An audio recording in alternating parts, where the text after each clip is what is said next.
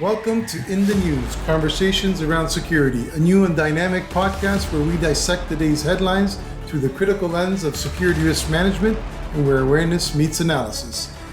Join us on the 1st and 15th of each month as we bring you a fresh episode packed with informative debates, expert analysis, and thought-provoking insights offering a nuanced perspective on the stories that shape our world.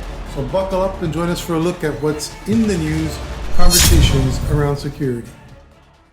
Hello, folks, and welcome to In the News, Conversations Around Security. I'm your host, Luciano Cedrone, with me, Brian Clayman, and we have a very special guest, longtime industry veteran, and currently the VP over at Regal Security, also the chair and founder of the Security Guard Association of Ontario. Geez, that's a mouthful. And Paul Carson. So for those of you who aren't aware of Paul's background, he has been in the industry a very long time. Almost as long as Brian, but both stalwarts of the industry in the Toronto area. So I'm really excited about today's conversation. We're going to be talking about the state of the security guard industry. I know Brian and I have gotten into it a few times in the past, but I think today's will be extra special because, well, I know these two gentlemen, and I know Paul really has a passion for the contract guard side of the business. Brian certainly sits on the other side of the fence often, working with the clients. So his responsibility, his approach is a little different. And at times there's a reason for tension there, but there's also reason to work together. And I think we're going to see some of those differences through today's discussion when we talk about how we fix this industry we call security. But before we get into that, Brian, pass it over to you to say hello and say a few words. Thanks, Luke, and welcome, Paul. It's great to have you. This is a story that's been in the news a lot recently, what's happening to security guards across Canada. Police are investigating after a security guard was stabbed in the downtown core late this morning. The fun and games at the Pickering Casino Resort came to a violent end Monday after an employee was shot dead. The security guard was working. He was doing his job when he was involved with these individuals who in turn shot and killed him. Police say 34-year-old Michael Ferdinand was found with multiple gunshot wounds after shots rang out around 5 a.m. You know, I remember when I started off a long time ago, I worked as a security guard when I was going to school a million years ago. And back then, life was really, really simple. You just sat there at a desk, you said hello, and life was good. And when I look at the things that are happening nowadays in the last couple of years to security guards, you just got to shake your head. I mean, people never thought that the industry had the element of danger and unpredictability that it has. So I'm looking forward to talking with Paul. Known Paul for a long time, and he truly is an industry veteran and someone passionate about the rights of security guards and doing it right. So thanks, Paul, for joining us. Thanks, Brian, for having me. You and Luciano as well. All right, well then let's get into it, Paul. I think the best way to approach this is to get your sense of what the security guard industry is going through right now. To Brian's point, we haven't seen as many injuries, certainly as many deaths as we have in the last few years, unfortunately. So let's open it up with that. What's your Sure, I'm not sure that statement is accurate. We're not seeing as much. I just think that we didn't know, and I think that we were blind to that, either on purpose or we relied on our ministry to educate us, and that really wasn't going on. So we started educating ourselves.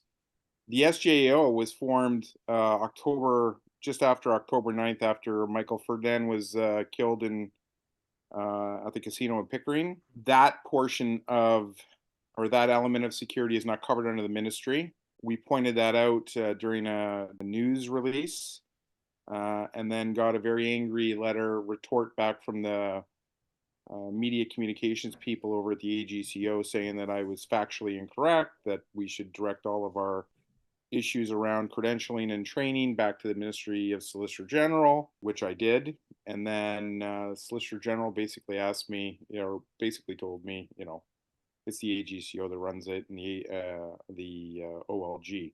That incensed me a little bit because we were getting that the old two-step, right? Nothing gets resolved when that occurs. And then we went into we inquired from the WSIB and the Ministry of Labor about some things and found some interesting data Yep. that suggested that security guards were being assaulted on a fairly regular basis, and it's certainly dramatic escalation from 2020.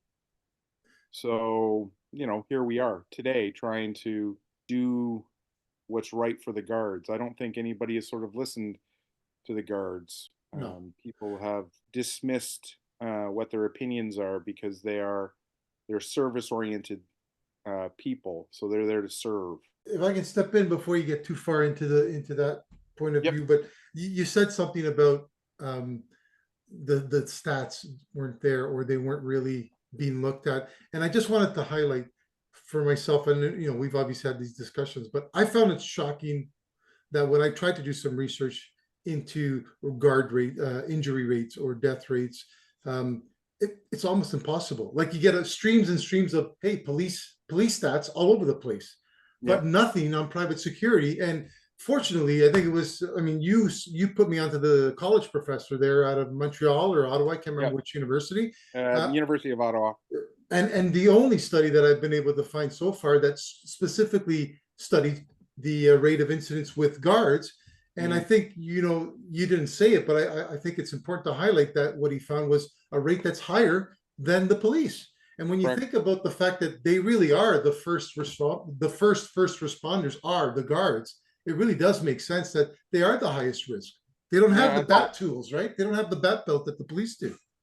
And I just want to follow up on that with the reporting. I guess the only reporting mechanism I suspect is WSIB, and you only report if it's a sort of serious injury. If a guard got shoved or punched in the nose, chances are there's no WSIB report going in. But my question to you is, with WSIB, is there a category called security guard, or do they lump them in with construction workers? So there's a nomenclature that the WSIB follows. I can't remember what the nomenclature is, but I believe they're categorized under a section called 911, which is emergency workers. And I could find out. I could look and get back to you on in relation to the nomenclature, but I think that's right. And the Ministry of Labor keeps their own records as well. It's like they operate as silos. The Ministry of the Solicitor General operates as one silo. The Ministry of Labor operates as another, and WSIB, that is sort of a pseudo arm, operates as a third silo. And they don't often communicate, or they don't communicate well from where I'm standing, because if they did, you would see more of an alignment towards mitigation strategies, and you don't see that. You see just a simple escalation of violent interactions, and them keeping score related to money, how much money they pay out. There's certainly not an element, as far as I'm concerned, related to mitigation, and that's a problem. Every one of these incidences, be it a minor incident or a major incident, which would be classified as a fatality, is a teachable moment, is a learnable moment. And we lose it when it gets boiled down to the bare facts, and nobody looks any deeper into it. I've done FOIs for the Ruffalo murder in Guelph. That FOI that was returned to me is a 2-pager. That was a fatality. He was on site at 8 o'clock. He was there for a 4-hour shift. By 2040, he was deceased. He had zero training. He had no business being on that site to do this work. And that turned into a 2-page report, one from the one from the company, a report from the company that was inaccurate, and this computer-based fill in the blanks report that really didn't provide any other information, relative to the event. I mean, there's no causation other than he got beat up, or he was, in the reports. It was called attached, which I think they meant attacked. I quickly got a phone call from somebody who used to work there, and they had approached the organization Metrolinx to say we're no longer doing this. This is too dangerous for our guys. They pulled their services. Metrolinx said we will have their constables in to do it, and then from what I understand, a rail organization called in for the coverage, and it's still reported even to the Ministry of Labor that it was Metrolinx that hired them. I mean, these are just flagrant issues that need to be addressed. And Mr. Ruffalo's death was a teachable moment. You do not put somebody, and this isn't ageism at all, but somebody who is at a geriatric level. I think Mr. Ruffalo was about 70 years of age. You do not put him into a dynamic intervention, applicable place and hope that he's okay. Sorry, Luke. Go. No, Brian, I was just going to turn it over to you because you have a very, I mean, you're always referencing that 80-year-old security guard at the front desk of a business and walking in there and saying, you know, can they really do what they're supposed to be doing? And it's just indicative of a business that it's just a veil, right? It's just a facade. We're not really doing security out there. We're really just concierges. But you know, I sort of call it, and I was going to go somewhere else, but I call that the illusion of security. And the problem is, if you give this example, Paul, this tragic example that you just talked about, we put a person in a situation, okay, we don't ask ourselves, what is it that we want the security officer to do? So if we start off by saying, why do we have security at this facility? And if we say it's because there are bad guys there that are doing such and such, then that will dictate the kind of security and training we have. But we don't do that.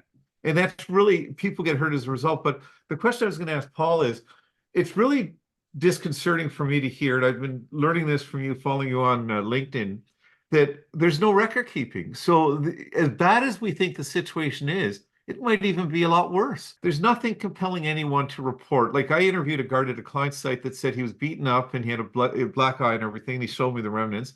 And I said, well, what did you do? And he said, I said, did you tell the client? He says, no, I told my employer. What did my employer do? Nothing. So, you know, there's good companies and bad companies and everything in between. But there is no mechanism, is there, obliging someone to do something? A guard, who does the guard go to? So the mechanism is the reporting structure through the WSIB. There is a report. There are things, reportable injuries that are mandated. They have to be reported. So guard A, who has a bloody lip or a bloody nose or whatnot, goes to his supervisor. The supervisor then is supposed to escalate this into either the operations management component or HR, and then HR is supposed to do something from that perspective. There's a form, I think it's a form 7 or a form 9, I can't remember what it's called, or a form 1 even. I think it's a form 1 actually, through WSIB. That's one element. If there is a fatality, a major incident as to, you know, we get to make the determination as to what a major incident is. I mean, I guess a death is a major incident. I would hope so. I would hope so, right? We then have to make notification to the Ministry of Labor, but the Ministry of Labor is also notified through the police agencies, and then is supposed to, you know, hold the scene, you know, conduct an investigation. There is elements within the Ministry of Labor, which I have pushed out to everybody, and hopefully people become educated on this. But there are things that have to happen from a ministry perspective. They're not happening. I mean, them asking for a scene to be held, and then the organization that hired Mr. Ruffalo says, yeah, there is no scene. You know, the police came, they took the guard away, and they left. They arrested the bad guy who was on site, saying that, you know, Mr. Ruffalo was the devil. So I think job's done. That's what the police think. Job's done. There are teachable moments in these things that all need to be extrapolated and, you know, pulled apart and looked at, and for us to learn, us as an industry to learn. And we don't have not even the monicum of organization related to that kind of stuff. But is that, sorry, Paul, No, go ahead. But is that what you're saying? And I don't disagree with it, so I'm not going to waste time on going into it again. But is that indicative of the way the ministry treats our industry, or is it indicative of a greater problem with the bureaucracy in general? Because if it's just the industry, we have a problem, a bigger problem, I would suggest, because we're not as important as any other private entity or business. But if it's a problem with the government, then it's a bigger issue as well, right? Yeah, that's a fair question. The answer is I don't know. The more and more that I do FOIs and I learn more about what it is systemically, then I can speak intelligently about that. But from the last two fatalities, I can tell you that the Ministry of Labor did no investigations at either site. The family from Mr. Ferdinand weren't notified by the ministry that there was no investigation. So they missed their minimum standards of sitting down and talking to this family and what. Nobody from the Ministry of Labor reached out to these people. Even if they did the investigation, is the focus of the investigation what? Is it criminal to see what safety issue happened? What is the focus? And once they have the finding, do they share it with the regulator of security guards so that they can look at legislation and see if we got to make changes? I mean, I guess the answer is twofold. The investigation could be criminal in nature, but it's more along the lines of looking at, in my mind, more along the lines of looking at what contributed to this fatality, what could we do differently as it relates to these types of fatalities, and from a mitigation standpoint. Simple questions like, should that person have even been there? I mean, that, to your point, Brian, related to that 80-year-old concierge, Mario Ruffalo, in my humble opinion, should not have even been on that site. And he certainly wasn't trained for that site under use of force. And even if he was trained under that use of force, like the likelihood that he would have been able to apply that force in an effective manner is negligible. You then have learnings from that. It doesn't have to be always criminal, but from a labor perspective, it doesn't have to go that way. But from an education perspective, and to learn why we're doing that, why these things are happening, that is paramount. So you really explained it and put in context for me. So assuming you were the investigator for the Ministry of Labor and you've come out with the findings you came out with, does that go to the regulator, the registrar? So it doesn't necessarily go to the registrar. The registrar does occasionally reach into the Ministry of Labor, from what I understand, to get information. That information is not really forthcoming. There's some type of impediment that happens between these ministries related to sharing of information, and I don't know why that is. Right? You've seen the ministry's report come out as it relates to enforcement actions and licensing and how many people have been licensed and what a great job they're doing from a ministerial point of view. But it doesn't get into the hard facts as to how many guards have been injured. What are the, those types of things where you would want, I would think, on a report to understand what hardships the industry or what hardships your subjects, for the lack of a better term, are facing. And there's none of that. It's absent. I mean, when I think about it, maybe I'm going to light a fire I don't want to fight. I don't want to light. But when I think about it, why is there no push towards charging certain people with negligence? Because I'll tell you, we're looking right now. The police are going to move in at some point on the encampment in Toronto, right, to get rid of the protesters. I don't think any of those public order people are going to be under 60. Right? So why is it okay to put an 80-year-old in basically the same situation? Because they're expected to remove somebody that you don't want there without the training, without the protections. So I don't understand why that hasn't come out more on the legal side, on the civil side of things, saying, hey, you know what? You should have given him that training. You should have given him the body armor. Here's my thoughts on it, because I've thought about this quite a bit. Why aren't we being investigated? From a non-compliance perspective.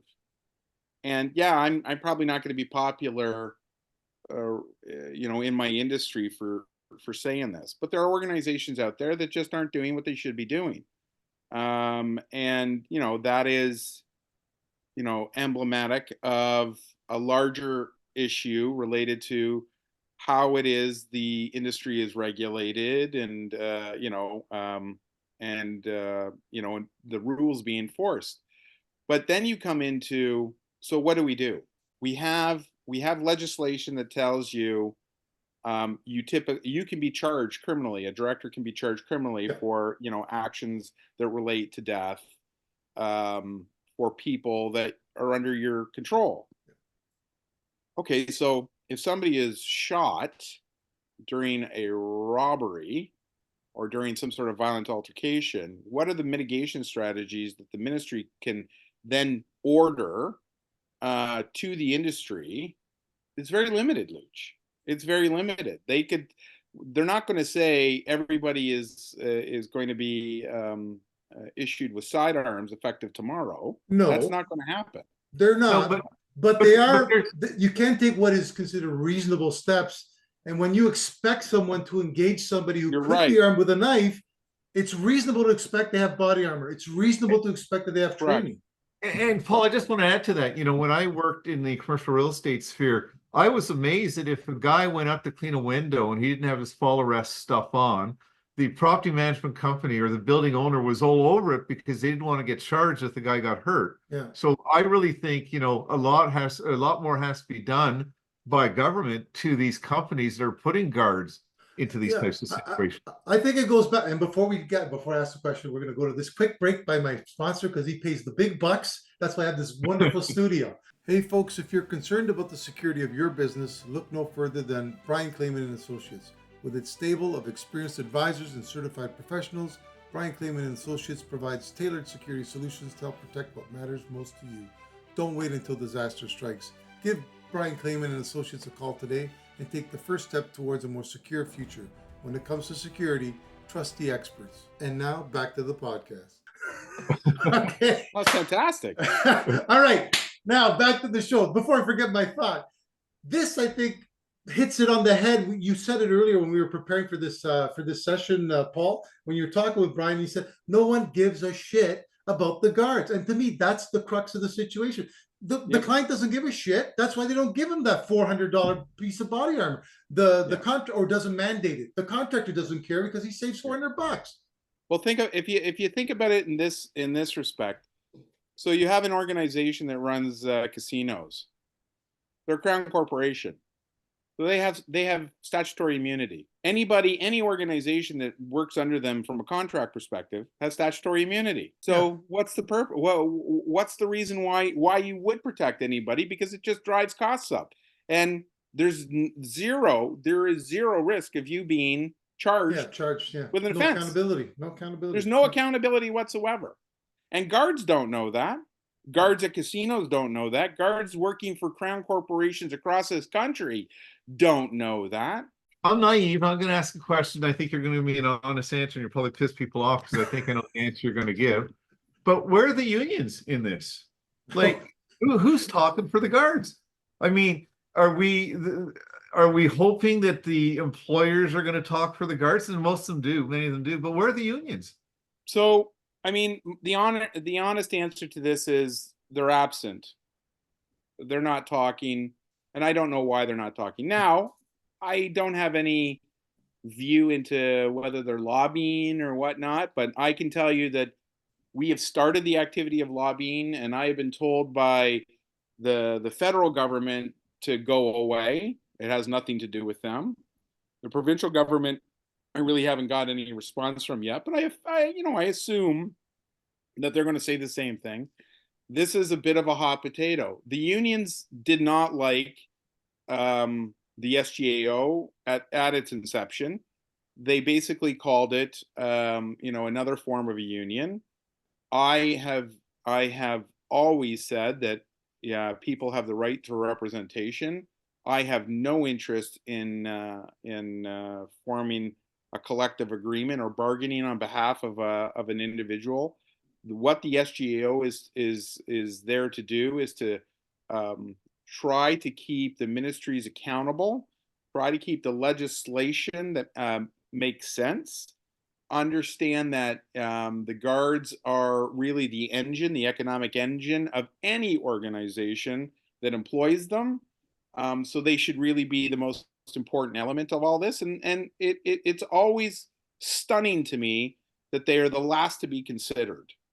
Yeah. It's stunning. I started in this job. I started in this industry 36 years ago. I started as a security guard. I went into loss prevention. I've done executive close protection, private investigation, consulting. I was the client at one point in time. I've worked at banks. I've done investigations.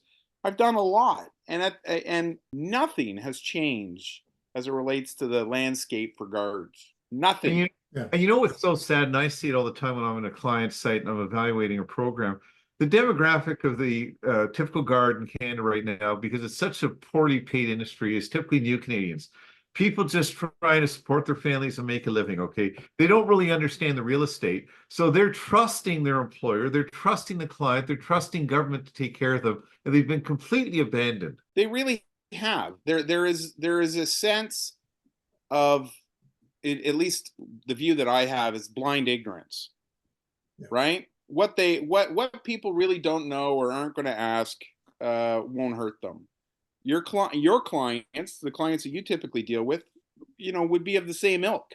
New Canadians, they're here to, begin a new life, to look for prosperity, to raise a family. They're not here to get punched, spit on, kicked, shot at, stabbed, treated like subhumans. Because everybody, at the end of the day, if you have a heart attack in the middle of downtown Toronto or anywhere else in Canada, the first person that you're going to see is the security guard. And you better hope that they're trained to help your ass out. Because if they're not, you're going to the light. It's just that simple. I'm not sure. You might be right. Are you sure they're the first? The Toronto police are going to be there in 26 minutes. He just had to. He can't help himself. Yeah, I know. Listen, Brian, speaking on that, we had an episode where we arrested somebody for a simple trespass and an assault, level 1 assault, was being a bit of a knucklehead, in custody for 9 hours. Believe it.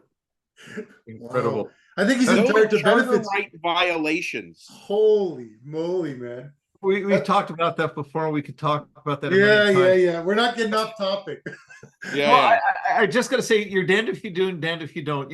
If the police aren't coming, then it's incumbent on the operators of the buildings and the venues to protect themselves. And it's the security guards now that become the de facto police. Not because they want to, because they have to.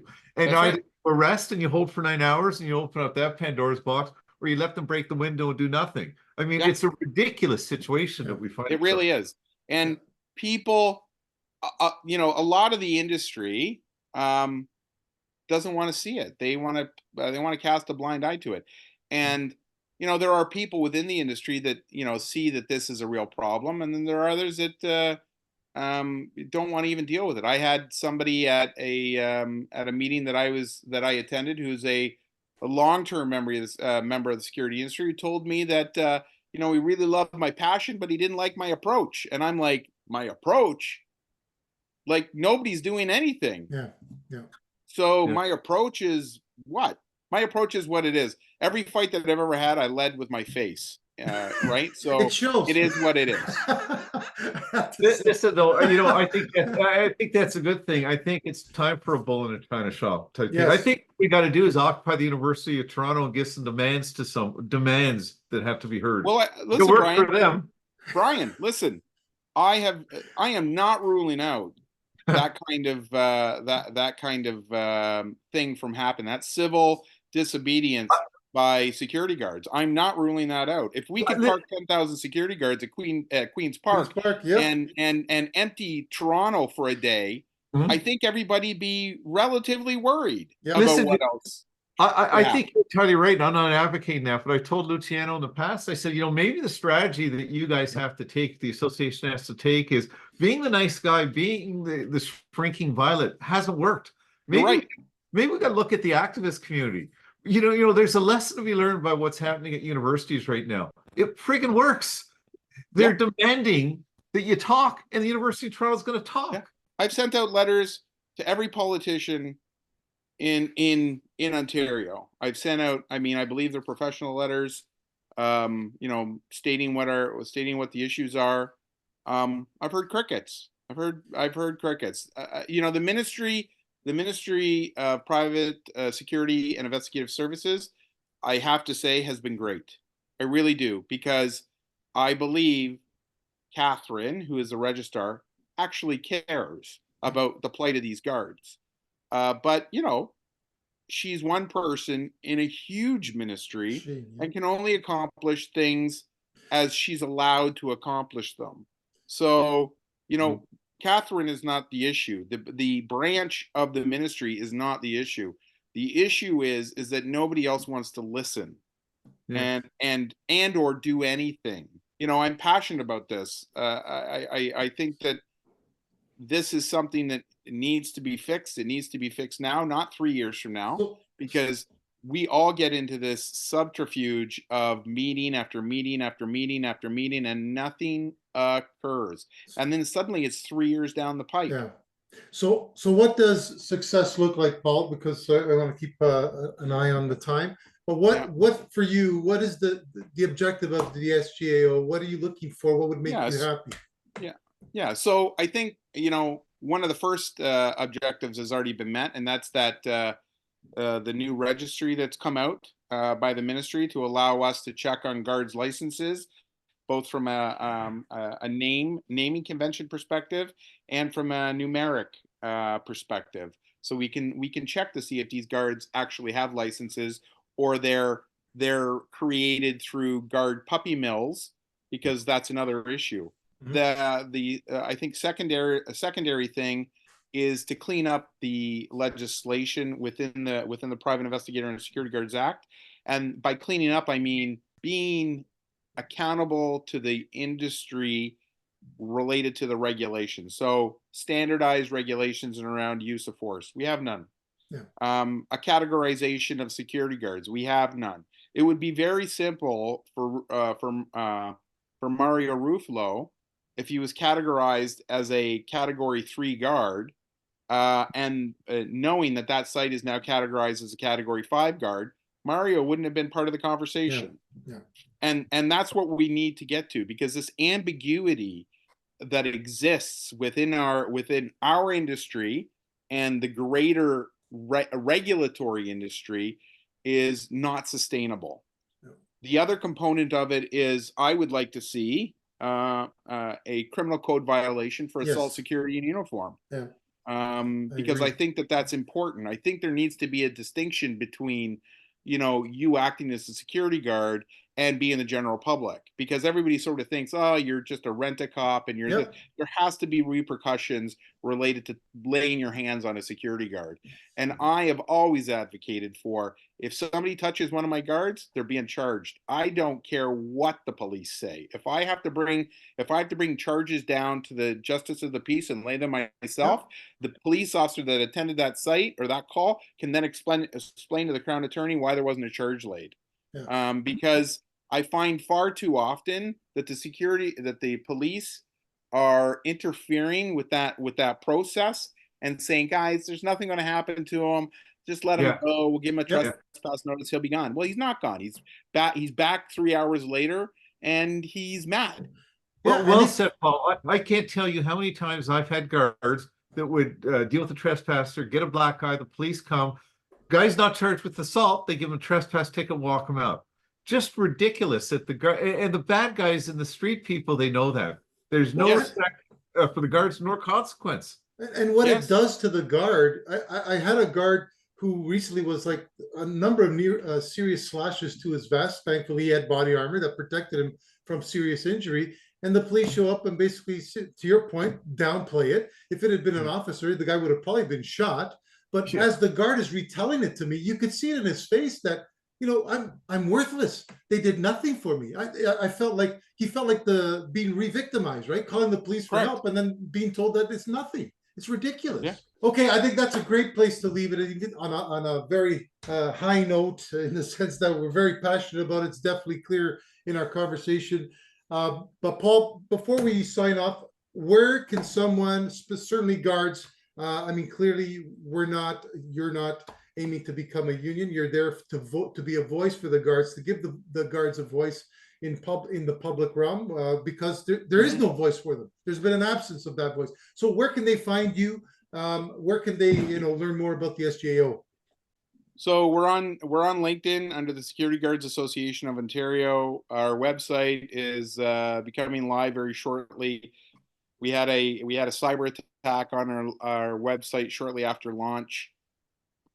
We can only surmise as to why that occurred, and then so we're being very vigilant. Sorry, as it relates to this next iteration of website. So the website, the address would be www.sgao.ca. That will be coming online shortly, and then you can follow us on LinkedIn as well. Also, we have an Instagram site put up, SGAO23, and probably shortly WhatsApp and whatnot. So there'll be no shortage of getting a hold of us. We're findable. Well, I hope that our listeners spread the word. I think guards need to stand up. I would love to see 130, 140,000 of them march on Queen's Park. I think it would be a sight. So would I. It would be fantastic. But it's only through people like yourself that's ever going to be achievable. Whether they like you or not, to your point, some people have issues with it. You need to rattle some trees sometimes, and you're just the guy to do that. So thank you for doing that. Happy to have had you as a guest on our show today, and hopefully we can get you on again as things progress. But for me, I'm going to sign off, turn it over to Brian to say goodbye, and then some final words, Paul. That's it. I'm done. Before I say goodbye and thank you, I just got to ask, SGAO 23, you mean you got 22 other people? SGAO? Wow, that's weird. No, it was started in 23. Oh, thank God. Because you know what, Brian? I gave him shit for that acronym. It just is so he hates it. I hate it. There's so many other ways you could have said it nicer, and I thought the same thing. 22 other people actually use the same damn acronym? No way. Well, okay, good to know. Actually, it makes sense now. Well, I've known you a long time. One thing I know, and you and I have gone at it. We're both passionate guys. I really, really respect what you're doing, and you got my support. I think it's great, and best of luck with the organization. Thanks, Brian. Listen, Brian, I have no issues at all with what you say or how you say it, because I think that more clients need to hear about what the duty of care is, because that just furthers what the SGAO's positioning will be, right? So, sometimes we're like Wild E. Coyote and the sheepdog. We beat the snot out of each other for 8 hours, and we'll go and have a beer after and laugh. Exactly. That makes life interesting. I love it. It absolutely does, buddy. I mean, I would love, Brian, for you at some point in time to chair one of our committees about whatever it is, and because I know that you'll run it to ground. I would like everybody in this industry to look at the SGAO as the voice for them, because I can guarantee you guys have known me for a long time. I am not leaving this issue alone. I am going to be attacking it at all sides, all angles, in every way, because there needs to be change. It's just that simple. Well, listen, I will tell you just in closing, I've got your back in a sense that we may not agree with everything, but when I'm in front of a client, I tell them their program is only as good as the guards they employ, and you got to treat these people right. And part of treating them right is not only respecting them, but paying them properly. And I'm a big advocate that you get what you pay for. And if you're not happy with security, it's not the guard. Look in the mirror. You're absolutely right. Pay equity is a big thing, right? And we're bringing that up more and more and more and more. Pay equity, pay equity, pay equity. Because these guards are getting paid $2 more, minimum wage plus $2. And look at everything that they do. Everything that they do. I hear you. Let's leave that for another podcast. Sure. All right. Okay, folks, that's a wrap. Until next time, take care.